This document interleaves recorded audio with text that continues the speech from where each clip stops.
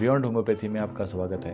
आज का हमारा वीडियो का विषय रहेगा कि होम्योपैथी आखिर होती क्या है और ये कैसे काम करती है और किन लोगों को होम्योपैथी ली जानी चाहिए। अब बात करते हैं कि होम्योपैथी होती क्या है। होम्योपैथी का अगर मीनिंग की बात की जाए तो होम्योपैथी का जो एक सिंपल सा लॉ है और मीनिंग भी उसी के अंदर छिपा हुआ है। होम्योपैथी के अंदर जो लॉ है उसको हम बोलते हैं सिमिलिया सिमिलिबस क्यूरेंटर, यानी आपने बड़े बूढ़ों से काफ़ी बार सुना होगा कि लोहा लोहे को काटता है या फिर आग का जला आग से ही ठीक होगा। तो इस बात को समझने के लिए हम होम्योपैथिक मेडिसिन के अंदर जाते हैं। जैसे किसी भी और पैथी में, एलोपैथी को हम एंटीपैथी भी बोलते हैं, यानी किसी भी दवाई में मान लो कि आपको ठंड लग जाती है तो उसमें आपको गर्म चीज़ें दी जाएंगी। पर होम्योपैथी में इससे थोड़ा सा उलट होता है। इसमें ठंडी तासीर को ठीक करने के लिए ठंडी तासीर की दवाइयाँ ही यूज की जाती हैं। अब बात करेंगे कि होम्योपैथी कैसे काम करती है। उससे पहले हमें ये समझना पड़ेगा कि होम्योपैथिक मेडिसिन बनती कैसे हैं और उनके कैसे लक्षण विद्यमान होते हैं। अब जैसे हम बात करें, जैसे सबसे पहले हम किसी भी दवाई को समझने के लिए ऐसा करते हैं, मान लो कि कोई हेल्थी ह्यूमन बीइंग है, यानी कोई एक बिल्कुल ही स्वस्थ इंसान है और उसको 7 या 10 दिन तक या 15 दिन तक नीम के पत्ते खिलाए जाएं। नीम के पत्ते खिलाने के बाद 8-10 दिन के बाद उसके अंदर कुछ लक्षण उत्पन्न होंगे। जैसे मान लो कि नीम के पत्ते खिलाने के बाद उसके अंदर आपको सिर दर्द आया, उसके अंदर आपको उल्टियाँ आई, उसके अंदर आपको खुजली की समस्या आई, तो तीनों लक्षणों को हम नोट करके रख लेंगे।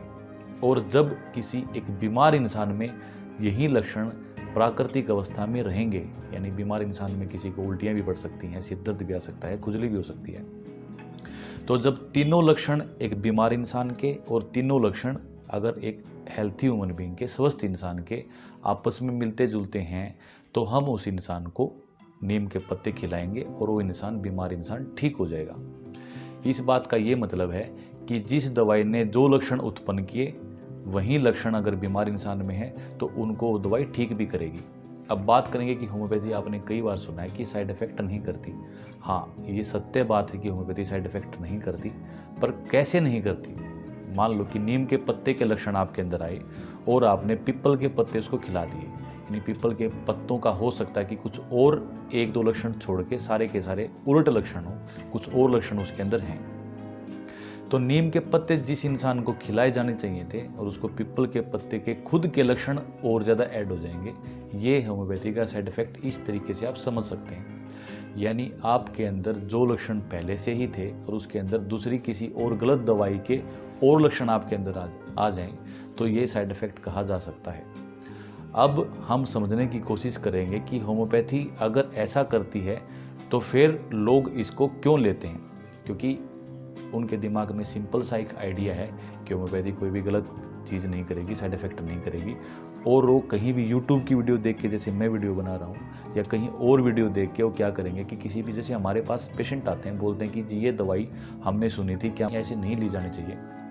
क्योंकि हम सिर्फ 3 लक्षणों की मैंने आपको एग्जाम्पल में बात बताई थी। ऐसे करके अकेली सल्फर दवाई हमारी, जैसे एक सल्फर दवाई आपने सुनी है, उसके 2-3 लक्षणों को, जैसे आप जानते हैं कि भाई ये अल्कोहल कोई इंसान ज़्यादा पीता तो उसमें ली जानी चाहिए या खुजली में ली जानी चाहिए, इस तरह के 2 या 3 लक्षणों को ही आप जानते होंगे। पर एक्चुअल में सिर्फ सल्फर दवाई के 15,000 लक्षण हैं और इस तरह की 5,000 दवाइयाँ उपलब्ध हैं। तो आप ऐसे करके बिल्कुल कंफ्यूज हो सकते हैं और मान लो कि आपने 7-8 लक्षण मिला लिए, पर ऐसा नहीं कि आप उसके 100 लक्षण मिला पाएंगे, 200 लक्षण मिला पाएंगे।